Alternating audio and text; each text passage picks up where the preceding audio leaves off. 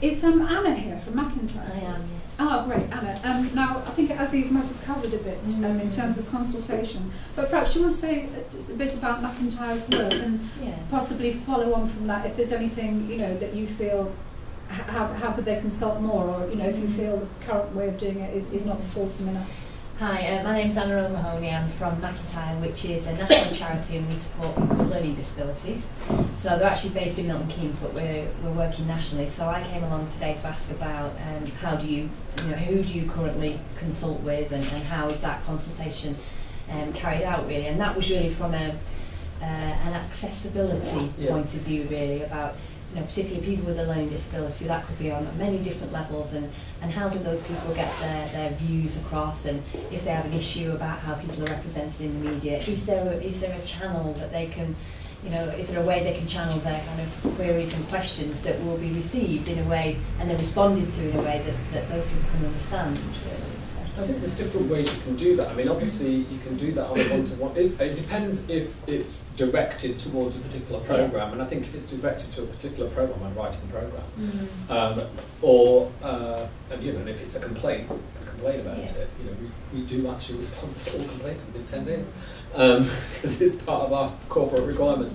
But if it's about, you know, who is having a dialogue with who, you know, from a sort of pan-BBC sort of model, what happens is the BBC does lots of consultation with audiences, so it does that in different ways.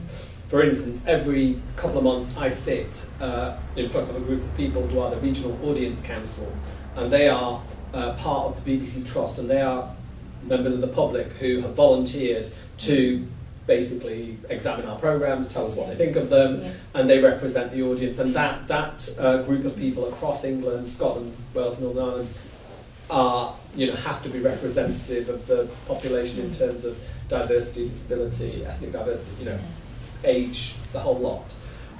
So that is one way where I hear direct feedback from audiences, but that's done across the United Kingdom. Second thing is, obviously, we do audience research, and we've got quite a big audience research department, and they're often looking at different issues. So occasionally the Trust will say, how are you dealing with, you know, deaf people, and they're, you know, how do you make programs accessible to deaf people on the BBC? And so, you know, they'll do a piece of consultation that is a national piece of work, where then they'll say to us, these are the things you're not doing, these are things you have to improve.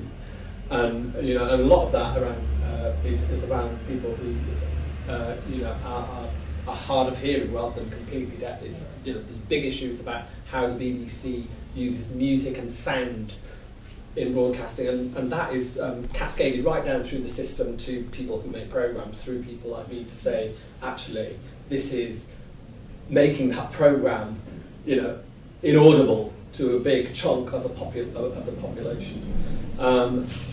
When it's with people with learning disabilities, you know, I don't know how good we are with that, actually. I mean, I have to say that is probably one area where I have had least direction about how do you make those programs accessible to those people.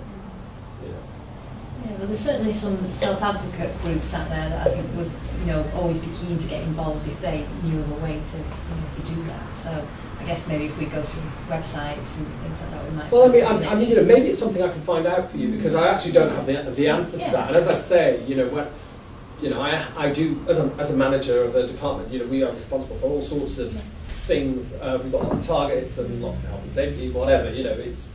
And I have to say that's not one of the things that I then, you know, I've done all sorts of training, you know, you do online training about accessibility online and, you know, the whole lot, and BBC's quite good at that, actually. But I don't remember doing much on accessibility or awareness, actually, of people with learning disabilities.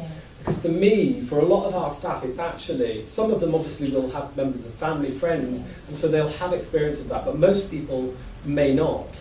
And I think a lot of it is about educating people coming into contact with people and just helping them to understand, you know, the best way to understand is actually to conduct a conversation with people and for them to tell you, actually. And when we got Craig Lundberg to come and work with our programme teams to do this week of programming, was really amazing about his effect on people in the office. You know, they learned more than they will ever learn from anything about blind people, because they were making programs with him, and he had to do pieces to camera, you know, walking pieces. We did walking pieces to camera with him, and the way they had to shoot that and talk to him, and it just made them appreciate so much about what his everyday life was like, actually, and what he could do given the right opportunity and conversation, and that involved him doing live studio interviews with us as well, bringing his dog into the studio, and just, you did watch it and think, when was the last